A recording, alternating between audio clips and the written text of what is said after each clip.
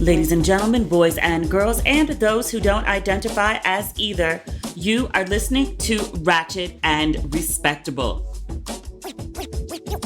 I have the biggest crush on this city. Things that used to annoy me in London happen in Paris, and I'm just like, oh, it's Parisian. This place is so god-awfully just sexy as fuck. Like, it's raining right now. I don't know if you can hear it. It wasn't supposed to rain today. I check the weather app every morning, no sign of rain. It's currently raining, and the weather app is like, oh yeah, it's gonna rain in 2 hours, but not now. But I'm looking at the rain. Okay.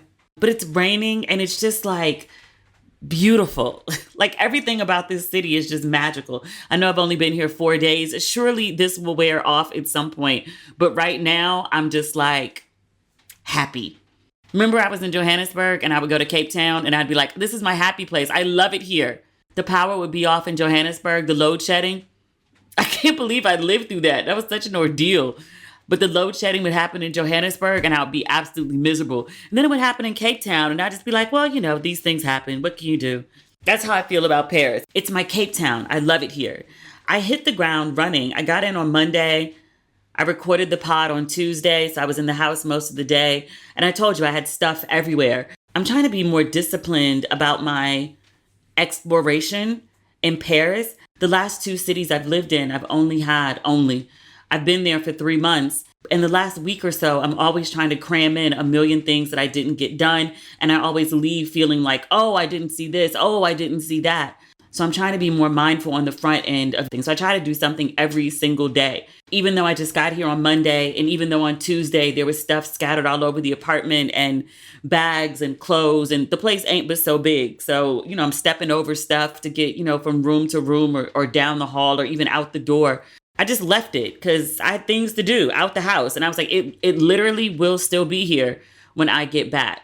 So on Wednesday, I went to the Yves Saint Laurent Museum. Amazing. Not quite as good as the Dior exhibit, but very good nonetheless. The designer actually launched his career as a designer for Dior and then started his own fashion house. But he used a lot of Black models. And the current exhibition, I don't know if they called it color blocking, but that was the draw for me. The model and the outfit that are used in the ad, it's Iman from like, just based on the color blocking, I'd say it was late 80s, early 90s. But Iman was in all the ads to go to the museum. So I was like, well, let me go see Iman. Or her outfit, at least. It is on display. But it's a cute museum. Not very extensive. As a general observation in Europe, whenever they do exhibitions, especially fashion, it tends to be really, really, really extensive. This one, not so much. More oddly, video of fashion than actual like mannequins with the clothes on. Interesting choice. But it didn't have a lot of space either. So they made do with what they had. The videos are really good though. It's just hard to capture them and share with you all. I posted a little bit of my visit on Instagram. I put it in my highlights of Paris. It should be the first highlight that comes up on my Instagram page if you're interested in seeing it. And then when I left the museum, it looked like on the map that this other museum, I'm going to butcher the name of it. It's the Museum du Orsay. Orsay. I'm sure that's not how they pronounce it in France. One of my really good friends, last time she was in Paris, she said it was her favorite museum, but she said when you go, you'll be there for hours. And the last couple of times that I've been here, I've been on a huge time crunch, so I didn't get a chance to see it. But I had nothing else to do on Wednesday, time, space, and opportunity. So I was like, well, let me go since it's right there, or it looked like it was right there on a map. It was only like 25 minutes walk. This is how I end up doing like 10,000 and 14,000 steps every day. Because I'd be like, oh, it's only 25 minutes. I'll just walk it as opposed to take the train or get a cab. But it was a good walk. It was a really nice day out. And I ended up staying in the museum for 5.5 hours. Really extensive museum. A lot of Black stuff. I shared that on my Instagram page as well with at demetriallucas. I know some people listen to the pod, but don't follow any of the social media. I go to art museums mostly because I like portraits of society women from 19th, early 20th century. That's when they're like really releasing the fabric. Everybody's walking around in ball gowns. It's like day wear. But to see the clothes and then the artist's rendering of the clothes, how you can look at a picture and be like, oh, that's silk. Oh, that's chiffon. Oh, that's velvet. And then, the way the light hits it, and then like the lace and the ruffles and the draping of the gowns, the designs on the gowns, it's all just, ugh. But that's a huge reason why I go to art museums. And this museum didn't disappoint for that. And they also have this exhibition, Degas, Monet, Van Gogh. They had Starry Night, which I saw the painting and I immediately thought of John Witherspoon. Right after he passed away, his son posted, JD, posted a picture or posted a video of he and his father in the studio together, and his dad, John Witherspoon, was singing Starry, Starry Night. And as soon as I saw the Van Gogh painting, I thought of John Witherspoon. Extensive exhibits, and then lots of Black stuff. I love to go to museums, again, especially in Europe. It's harder to find in the US unless you go specifically to an exhibition that's about Black stuff or a museum that's about Black stuff. You just don't very often see Black history, Black art mixed in with everything else. The US just got problems. I mean, everywhere got its problems. Certainly France does. But their museums, they mix it all together. Lots of really good Black art, even if some of it was like straight up racist. Like there was this one really, really beautiful sculpture. There was a sculpture of, I think, a Sudanese man dressed in Algerian clothing. And the title of it was something with the N-word. And I was like, oh God. And the museum made a point to say this was the original title. They pointed out that it was in poor taste, but beautiful work nonetheless, just, racist. That was Wednesday. And then Thursday, I went to a chateau outside of the city. It's really, really beautiful. It's like a full-on, I don't think I've ever seen this before, like a full-on castle with a moat. You have to cross like, I wouldn't say a drawbridge, but a bridge to get to the castle. Like it's a legit moat. And then it also had a tower outside the castle, a Rapunzel type tower where somebody could be like held up in prison. It was real like Rapunzel, let down your hair. Like it was beautiful and huge. I was like, this is amazing. You know how I feel about my architecture and my old homes. But I thought that was going to be like a half-day thing. When I read online, it was like, oh, it's only an hour from Paris, or you take an hour to one train and then there's another train that's 20 minutes. And I was like, okay, cool. And then I was trying to, just plan out the trip so I knew what time to like get to the train station and everything the following day. Come to find out, it was actually 2.5 hours each way. And I had to take a total of 5 trains to get there and 4 trains back. And that was the easy route. And I was like, oh, you're kidding me. I had it in my mind that like, okay, like it's going to be a forever bop to get there and then a forever bop to get back. I just would have had my mind in the right place. But I was like, oh, like I'll get up like an hour before I have to be there and just take the train and it'll be fine. And then I ended up spending literally 13 hours outside the house. I literally was gone for 13 hours. Yeah, because I left the house at 5:45. It wasn't even light out when I left. I left the house at 5:45. I didn't get back until like 6:45. It was a day. I mean, it was worth it. It was beautiful. I saw very beautiful things that made my mouth drop. Gorgeous views, beautiful gardens. I ate at the chateau, but I was like, sis, you got to plan a little better. And then today is pod day. So I don't plan anything on Tuesdays or Fridays, just so I can focus exclusively on the pod and then anything that needs to be done around the house.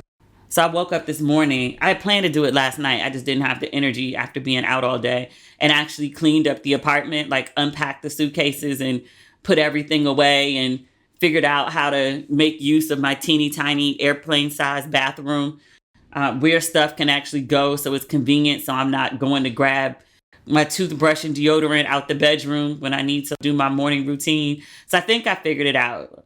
The apartment actually looks like a sane person lives here, as opposed to like stuff everywhere. So it's good. Like I feel, I don't want to say settled in Paris, but I feel more settled in my apartment. Oh, and remember how I was telling y'all how like I was really like kind of freaked out about moving to a country where I don't speak the language?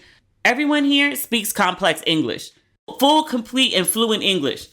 I try to speak, at least be polite. Like, bonjour, s'il vous plaît. And they'd be like, yes. I'm like, oh, English? Like, yes, you can speak in English? I'm like, oh, merci. Okay, you're welcome. Everybody speaks English. I asked for a phone charger the other day. I was 2 hours from Paris and my phone was at 10%. And I was like, I'm fucked. I was like, this is like Lisbon all over again, except the phone actually can work. It just needs to be charged. I remember the charger. I forgot the cord. So I asked one woman and she didn't fully understand what I was asking. So she was trying to help me find an outlet. And then I was like, no, no. And I managed to explain like through hand signals in broken French. And I was like, no, I have a charger. I just don't have a cord. And she had an older phone, so she didn't have one. And so she was like, maybe you can ask someone when you get on the train. And I was like, okay. So I got on the train and I asked me, there's a black guy next to me who had on his headphones and then a guy sitting across from me who had an iPhone and no headphones. I was like, excusez-moi, s'il vous plaît. He didn't. But then the black guy with the headphones on heard me asking and he was like, what do you need? He reached in his pocket and gave me a charger. And I was like, merci. Okay, you're welcome. Oh, petty. The men here are fine too. The black guys don't really talk to me like that. But the North Africans, I would call them black. They would be offended if I called them black. So I'm just going to go with North African because that seems to work with them. They also don't refer to themselves as African, even though, you know, from Morocco or Algeria or, you know, North African places on the continent of Africa, but will be deeply offended if you call them African. I think you specifically have to say North. Just to say African, they feel away. And I was like, really? Here? They treat y'all like shit just like they do black folks. From Africa or the Caribbean, but they're actually okay with black Americans. It's weird. The social construct of race is bizarre. I understand black and white based on an American understanding because that's home. But, you know, it's a complete social construct. So every society constructs how they deal with race in a different way. But it's all, no matter where it is, whether it's the US way or the Ghanaian way or the South African way or the British way. It's just all on some real Rodney King. Why can't we all just get along?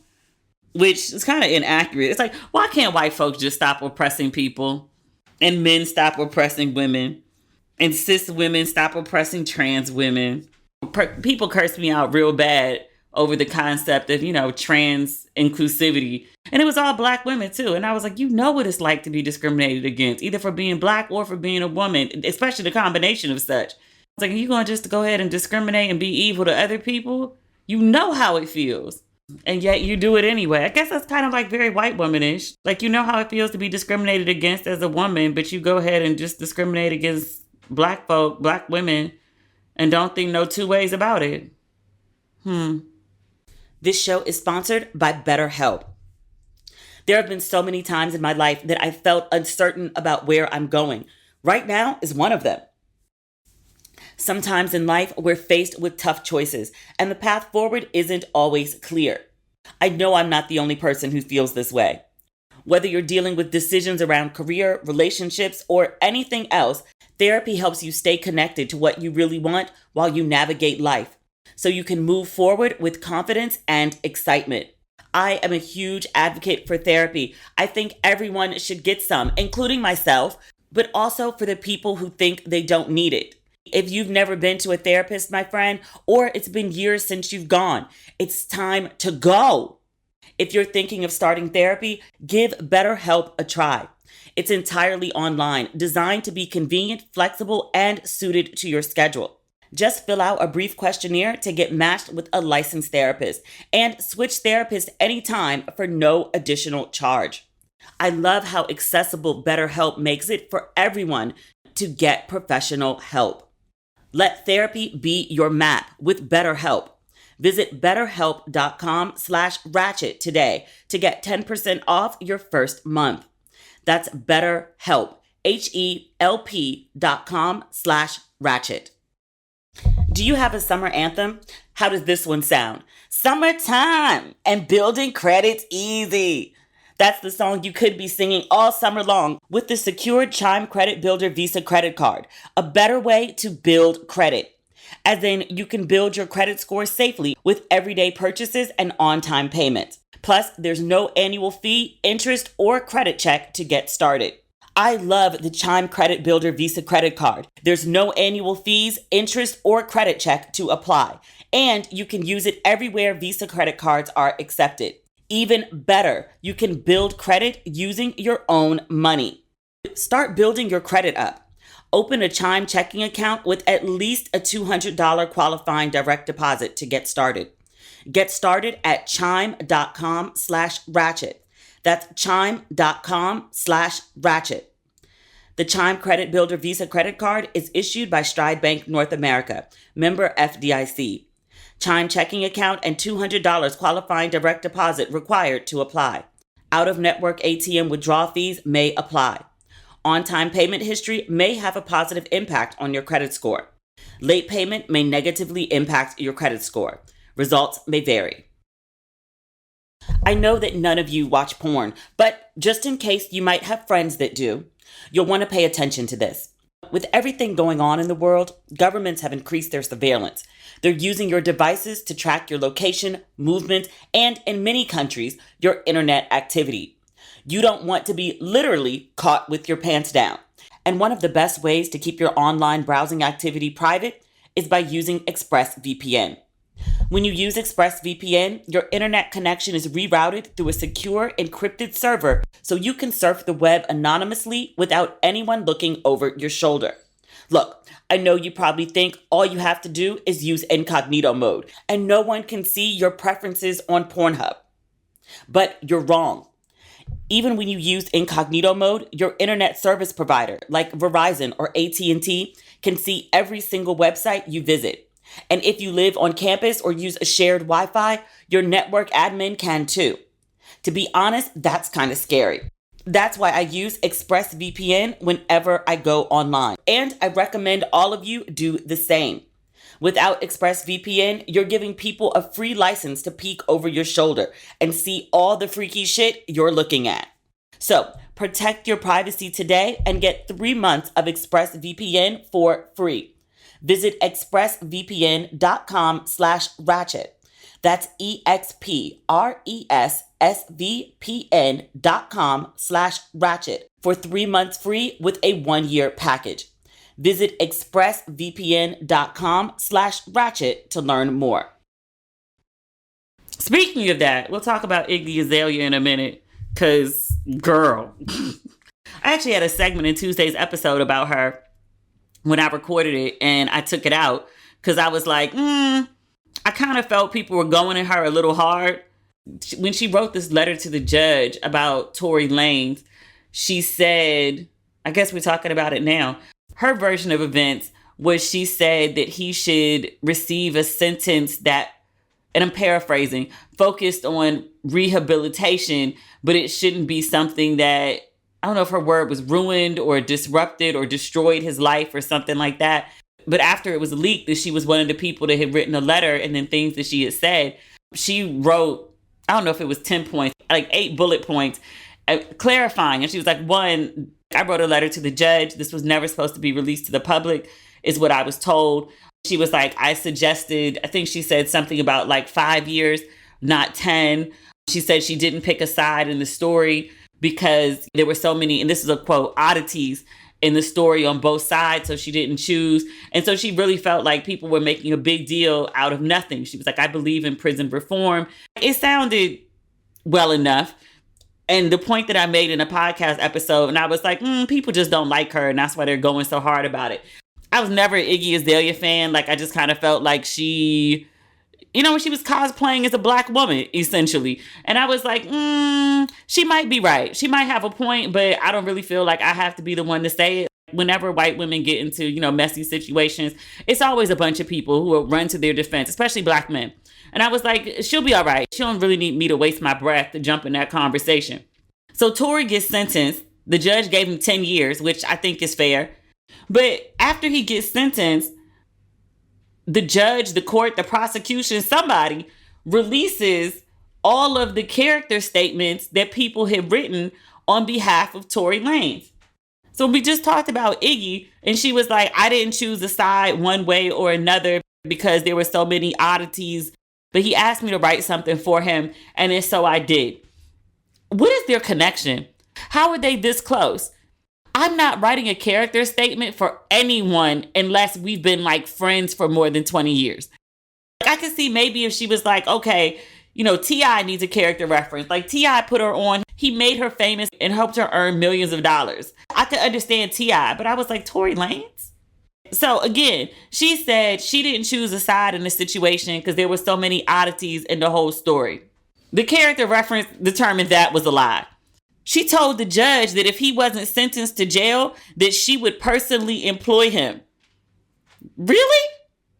She vouched for that man like he was birthed from her canal. Like, she went hard. Let me see if I can find it. Iggy Azalea letter. Because I was like, girl. Vibe has a full letter. It's 3 pages. She told the judge he is not an abuser. And she said she would know because she's a victim of abuse herself. She said Tory Lanez had been nothing but lovely and respectful to her. She said, quote, I deeply appreciate the person he is, and I have never witnessed him lose his temper or raise his voice at a woman. He's always been incredibly respectful of me, and I refuse to believe that he would do anything in malice, especially to a woman. She also told the judge, she said, like yourself, I'm great at what I do and am well respected by my peers. Lies from the pits of hell, ma'am. Lies and fabrications, ma'am. Oh, this is the word I was looking for earlier. She asked the judge that Tory Lanez's sentence be transformational and not life-destroying.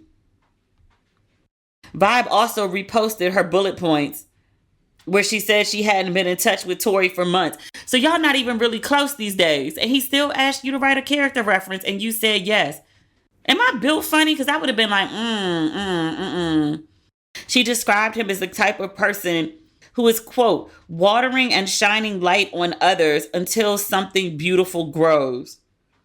Y'all used to vote? I know he a little man, but maybe he not little in all parts because this is wild. She said that if he is not deported, she'd already lined up work for him as an executive producer on her next album. And she revealed that she'd hired 6 of his staff members as she's, quote, doing all I can to make sure he's in a position to come home and get back to work. All this for somebody she said she ain't been talking to? Really? Okay. I'm not going to say all white women can't be trusted, but between Jennifer Aniston and this chick, it's been a bad week for trusting white women in the public eye. If she just sent the letter and people found out about it and she never said anything, like, I just let it be. She wrote a real indignant list of bullet points. I would never. And then the letter revealed that you did. Ma'am. And good black news this week. It's nothing significant.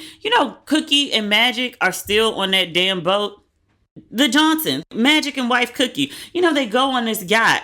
To call it a boat is actually kind of rude. They rent this yacht every year. It's been at least that they've been sharing pictures online. I would probably say 4 summers, maybe 5.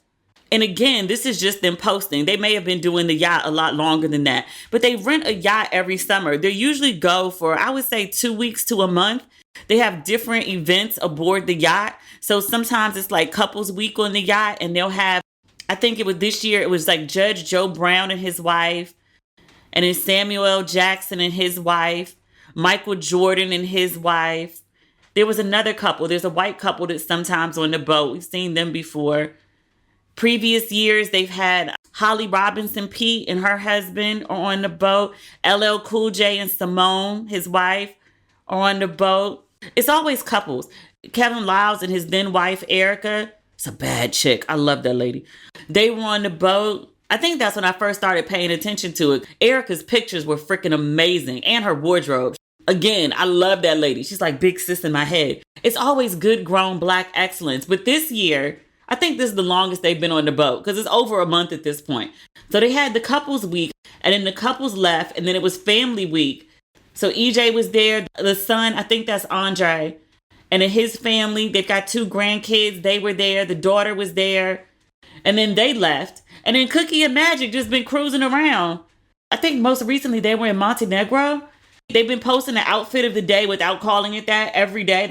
They're eating at the best of restaurants and they're just hanging out on this damn boat, yacht. And I was like, what left did I make in life that I didn't end up with a yacht life? It's not too late for me, is it? I don't need to live on a yacht. I don't even need a full month on the yacht. Can I just have like a week on a big ass yacht? I read the yacht was $1 million a day. Or was that Steve and Marjorie's yacht? They usually do a big ass yacht every year too. I saw Marjorie's I don't even know what to call him. Is he the ex-husband? Is he some man? I think he might be the father of the oldest two children. So I think Lori has a different dad from her brother and sister. But he did an interview with Tasha K. He's written a book. I guess it's an expose about Marjorie. Somebody sent me a link on Facebook where he's advertising his new book. His own version of speaking about Marjorie, he says they were together when she was 19 and he was 31. And he said that she was all about money and she ran game on him. And I was like, so you was a 31-year-old man and got fleeced by a 19-year-old? You're dumb. Your version of events makes you sound like an idiot. The other thing he says, and this is when he's advertising the book, he says they dated way back when. And I just also like to point out, Marjorie is 57 years old. He's talking about from when he dated her at 19. Also, he says he and Marjorie kept in contact up until she got with Steve. Okay. You kept in contact with her until she met and married her husband. What you telling me is that like when she was a single woman, y'all still dipped and dabbled. And then when she started dating Steve, who became her husband, there was no more dipping and dabbling. Sir, that's how it's supposed to go. In promoting this book, he's admitting that he's not had contact with this woman since before she married Steve. Steve and Marjorie have been married for 15 years. Now, you know I really do like Marjorie Harvey, but even if I didn't, sometimes you just got to point out some shit. Sir, you trying to tell us that Marjorie's all about the money? Yeah, we know. You trying to tell us Marjorie used to date drug dealers? Yeah, we know. We don't care. Sir, the woman is 57 years old. You trying to go back and talk about shit that happened when she was in her teens and 20s and maybe 30s at latest. Sir, it's really not that interesting. I don't know what they could say about Marj that they haven't been saying. Because they say she dated drug dealers. That's pretty much been confirmed. They say she dated somebody and then he got locked up and then she started dating his cousin. I was like, is this man the first cousin that she dated or is it the second cousin? If true, I like Marjorie. If Marjorie was into some scandalous shit, I'd say, oh no, not the Marj. I don't like to hear it. We would have had a segment where I said, oh dear, inside a lot. You know how like when I like somebody and I got to talk about some terrible things that they may be engaging in, I'd be like, oh dear. It's just not the case. Woman's 57. Like, I kind of wonder, like, when does a woman get to move on from her past, if ever? Because the picture that the guy is using to promote his book, it's a picture of Marjorie. She's super young, which is some real predatory shit. Like, even if you can't move on and you decide to go full Irv Gotti and just, like, want to talk about 20-year-old shit from somebody you used to date or be in a relationship with, like, okay. But when I was reading the comments section, like, people were really kind of into it. And we're really, like, dragging Marjorie. This woman has been married with no scandal about the marriage at all. Like, nothing. The biggest complaint people have about Marjorie, they're like, oh my God, Steve is working all those jobs and Marjorie's spending up all that money. Steve likes that shit. People always like, oh, it's Marjorie. Marjorie likes to stunt. Steve also likes to stunt. Marjorie is not forcing him to wear all these fancy silks and linens. He likes that shit. You could tell by the way he walked when he got it on. They like to stunt. He went and found somebody who he could stunt, who likes to stunt like he does. She taught him how to do it with a little more finesse and razzle dazzle.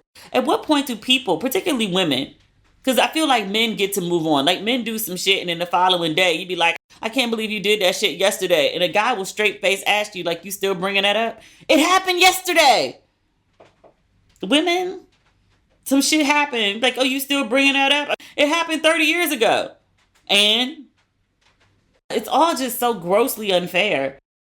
You know, it's funny. I'm watching this documentary on Netflix. It's called Ladies First. It's about women in hip hop. There was a huge uproar about it because people were like, Nicki Minaj isn't featured.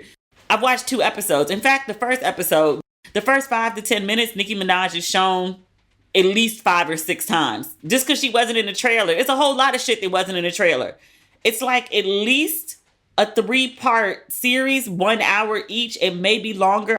I can literally vouch for there were 3 parts because I watched 2 and there was a next episode and I was like, let me stop watching TV and actually record the podcast.